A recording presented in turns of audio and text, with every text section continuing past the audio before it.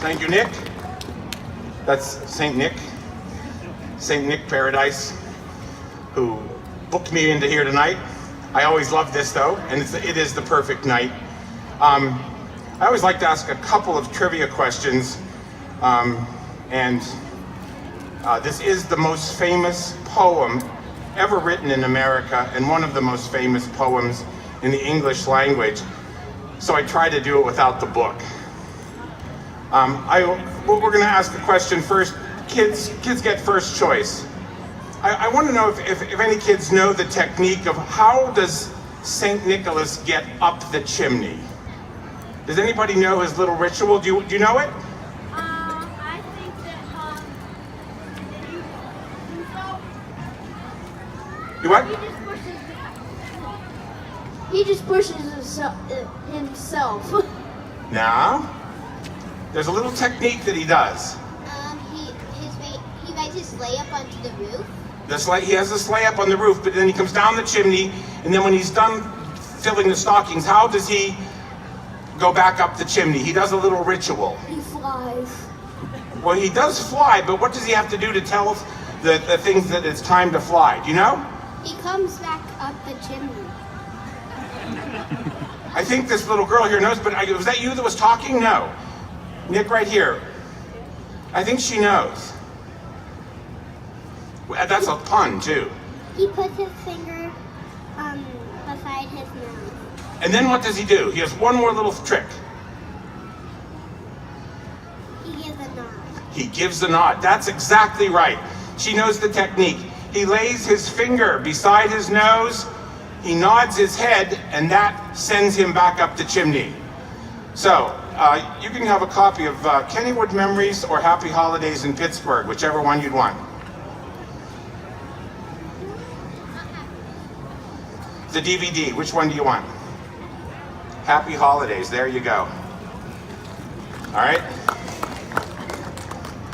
The other thing I thought I would like to try tonight, I need somebody with a good whistle. I'm not a good whistler. I mean, I can whistle a tune, but I need somebody that can do that. You know, somebody is there somebody here that can do that? Well, let me hear it. Let me hear your whistle. No, that was a scream. Try it. No, I want somebody who's able to make that really sharp, whistle like, who's got a really good whistle? Anybody? Anybody with a really good whistle, even an adult? I haven't heard one yet. Try it. Oh, I heard it. Who's that? Excellent. Come on up. No. If I can just call on you. Can we do that? If I point at you, will you whistle? Here, you get the other copy. You get a copy of Kennywood Memories.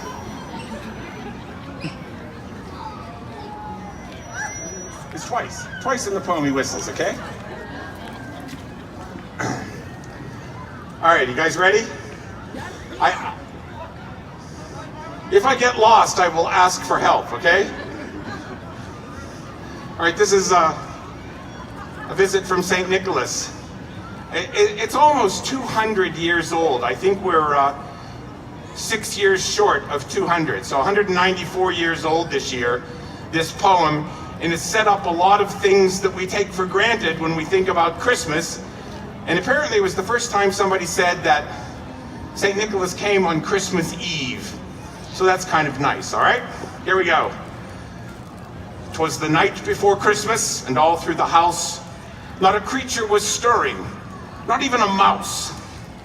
The stockings were hung by the chimney with care, in hopes that St. Nicholas soon would be there. The children were nestled all snug in their beds, while visions of sugar plums danced in their heads. And Mama in her kerchief and I in my cap had just settled our brains for a long winter's nap. When out on the lawn there arose such a clatter, I sprang from my bed to see what was the matter. Away to the window I flew like a flash, tore open the shutters and threw up the sash. The moon on the breast of the new fallen snow gave the luster of midday to objects below. When what to my wondering eyes should appear but a miniature sleigh and 8 tiny reindeer. With a little old driver so lively and quick, I knew in a moment that must be Saint Nick. More rapid than eagles, his coursers they came, and he whistled. He whistled. And shouted and called them by name. Now Dasher, now Dancer, now Prancer and Vixen, on Comet, on Cupid, on Donner and Blitzen, to the top of the porch, to the top of the wall. Now dash away all.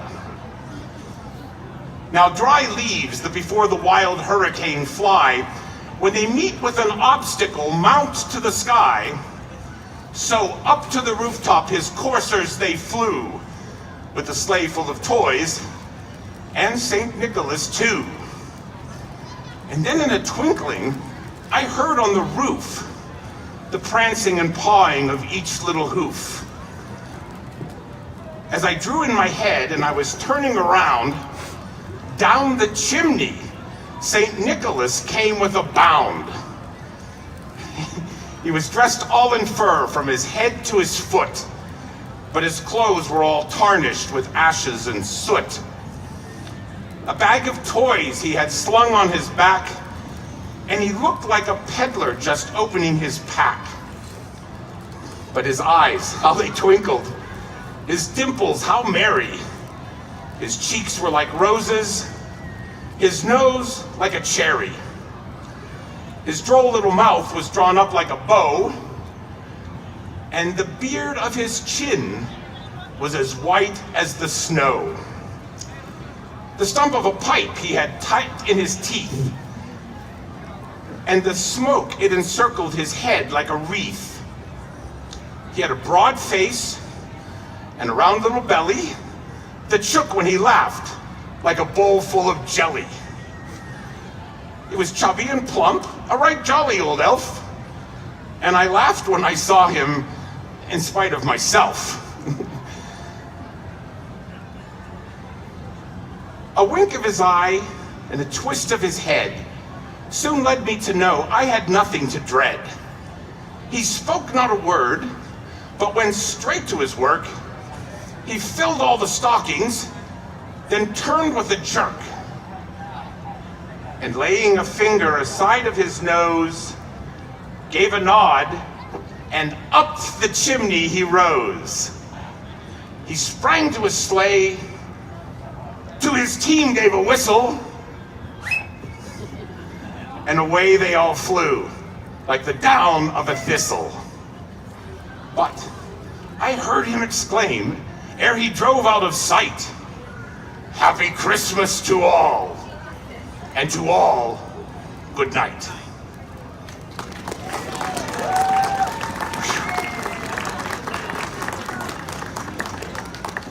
I only heard one mistake, but it wasn't too bad. It's a bundle of toys he had flung on his sack, not a bag.